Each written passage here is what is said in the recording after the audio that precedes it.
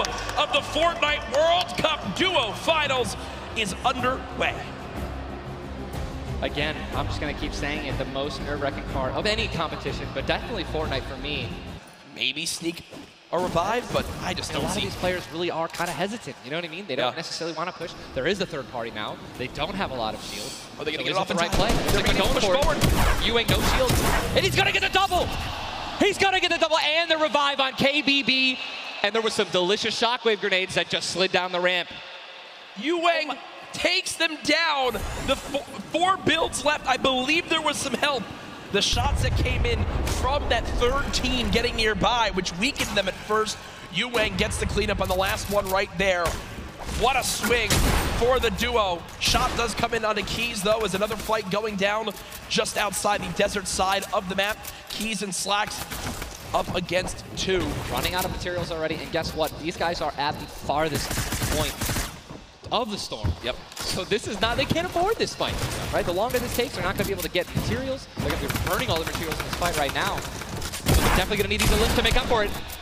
That was and a clean. Look at the knock on Landjock. And Landjock and Punisher went down early last game as well, and it looks like Landjock will suffer the same fate here.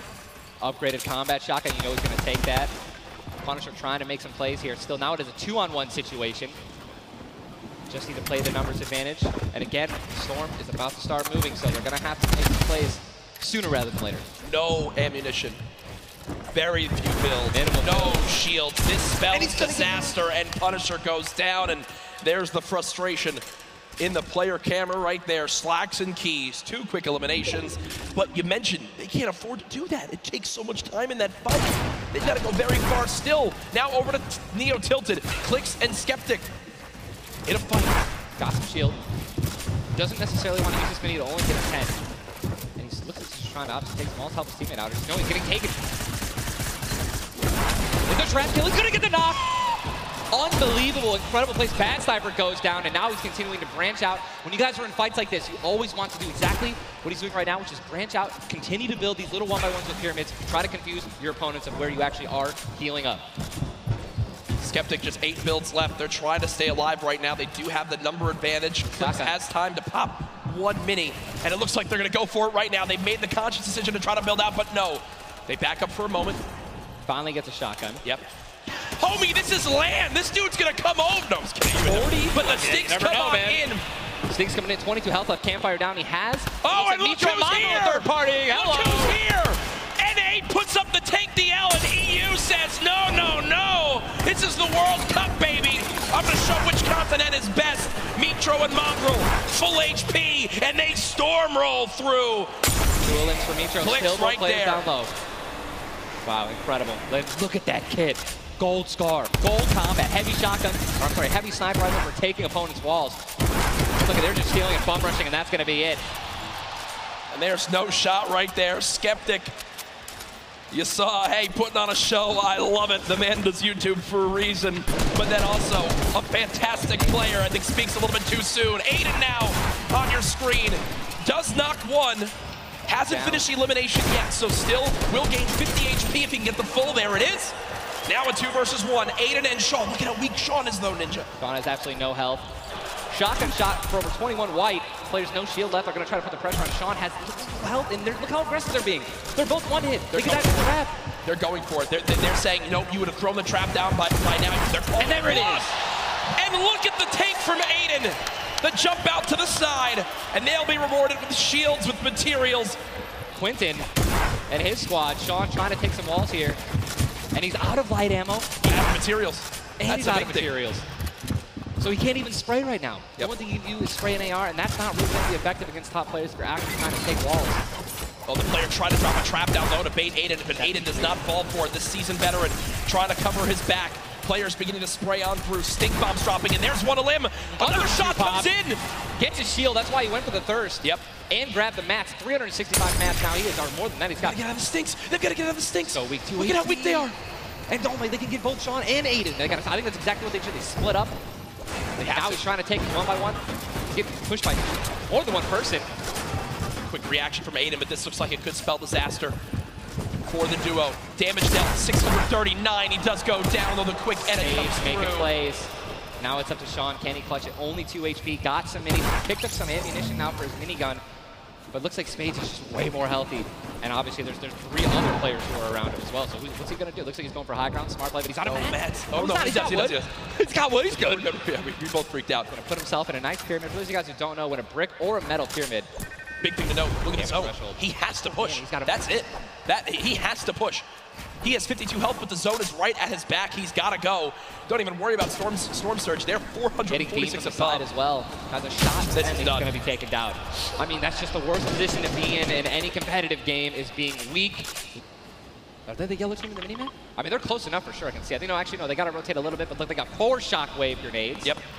And they'll be all right. They'll be able to make it happen. Airwax and Decomp, man. Here we go. They have to rotate the farthest. Look at how many stack players are on this side of the lobby right now, and they're all going to have to move very soon. Yeah, start closing in. They're so small.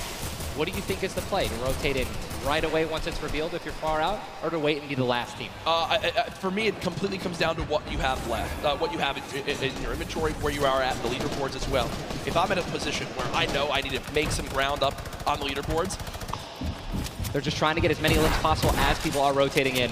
Mitro on the bottom right of your screen with that minigun has 631 bullets to spray down with Mongrel in a fight. Gets 1 player weak, but does have to back on him. Didn't get the clutch. Someone else stole the kill from him. Mitro gets chucked as well. Still have a launch pad, but again, when you're in a situation like this, low ground, they're getting sprayed with nothing but grenade launcher shots and frag grenades, and they're both going to be eliminated. And Mongrel also, sorry, Airwax just went down as well. And you see Cease in the elimination feed. Does look like, remember early on, Elevate did go down. There's loot that's so delicious. Zane go for it. Zane and Saf, do they do it? Do you go for it? There's a launch pad there and so many materials. This is game-changing loot right now. They've got the builds to go for it if they want. They're going to do it. They're going to make the play. A gold combat shotgun too, man. Zane and Saf. Uncontested. That's one of those risk versus reward plays that can help set them up for 2 victory royales in a row. Mongrel and Mitro's loot too, man. Oh, that was making a statement. And we know that was juicy loot. They're making a statement saying, listen, we're from NA, we're here to play. Taking out the, you don't even know they took them out, but they're definitely taking their loot. Yeah, for sure, as they are still above this still great rotation items too. They both each have a launch pad, both have 2 shotgun grenades, and they're gonna go. He didn't get it though, they try to get both at the same time. Gonna be flying, and this is it, another massive rotation going to be taken to the center of Pleasant Park. They're 167 damage above the threshold, so they're looking pretty good right now. The question is, are they going to keep mid-ground, go for low ground, high ground? What's the play? They didn't get the launch pad. He might have to use his own. Yes, he does again, and that actually works out. He hits his head on something, which takes him down from having to, fly all the way up and get beat. As they're going to challenge high ground right now. Zayt and Saf looking to do what many would think was impossible, which is win back-to-back games in the stacked lobby. Just saw Falconer in the feed as well. Arkram with an elimination too. 19 duos left as we're moving towards the placement points, Ninja, and these duos know exactly that. 3 points if you make it in the top 15, which can be the difference between first and dead last. What are they going to do? Are they going to prioritize rotation in and not taking damage, or are they going to try to play it a little risky and go for the elims? If you're going to be going for elims, you're definitely open up to a lot of spray, shotgun shots, AR shots, someone suddenly taking the high ground on you. So it all depends on how their play style is going to unfold, man. Many more duos remaining in this game, unlike the last one. Zayt with another elimination right there on a KBB. You got Snappy and Red Rush on the high ground, and Saf over the play. The high ground goes to the high ground. Take, will he get it? He's gonna get it. He has it. Zayt's got high ground. Zayt has high ground as they go to try to push for 2 victory royales in a row. Saf is there as well, but Snappy just appeared right behind Saf and shotgunned him down right there. Zayt right now is going to have to concede to the high ground, giving it to Snappy. And he's just going to have to stay alive as long as possible, try to get some placement points. He is obviously a talented player, top player. He can definitely make something happen, and I'm interested to see what he's going to do. Cease has been by himself since the first moment of this game when Elevate went down at 98 players remaining, and he's somehow still alive. There goes Mega. You've got Darox and Item on the low ground. Vorwin getting chopped down as well. Zayt with about 100 HP. Uh-oh. Here comes Vinny and Zexro. They're trying to challenge for the high ground. Keys right now being held in the storm with 5 limbs. He's going to be eliminated from the back. Zayt taken down as well. Snappy still with the high ground. Zex and Vinny and TSM crew looking good, and they're going to take it. They just took high ground. Snappy gave it to him. And they just got the high ground. Great use of the shockwave as well. Vinny as well as Zexro on hype for the moment. 5 eliminations so far. They're putting their names in the hat for potential victory royale in this game. They go down, right? They want those elims. Forwin now with eliminations back-to-back. 4 players left in this one. Zexro and Vinny spraying from the high ground. It's a 2 versus 1. The player right on the edge of the zone. The shockwave into the air. And he's going to drop on down to hype for the moment. The spray coming on in. It's not enough.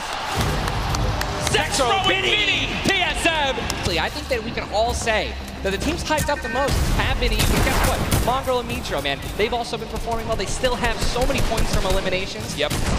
Oh man, what a great shotgun shot. They were perfectly in sync. They're even jumping and shotgunning at the same time. Vinny, pop off, man. You love the pop off. Things playing on out. It is still Zayt and Sap at the top. Dubs and Mega at 18 points in second. Zexro and Vinny with that performance go from 0 points up to 17, Ninja. And that is the beauty of how this plays on out. Anyone can have a pop-off game and come right back. Mongrel and Mitro still in your top 5, as well as Serpent Hype, Darox, Item, Forwin and Tux, Snappy and Red Rush all there. While Zayt and Sap do have a nice little lead right now, nobody is safe from the rest of this lobby. I'll tell you that right now. I mean, just take a look at the points, Courage. You got 11 points, right? Benji and Mr. Savage, they fell out of the top 10. But look at that. Storm and Epic Whale, 12 points. Daedra, M11Z, 12 points, 12 points, 12 points.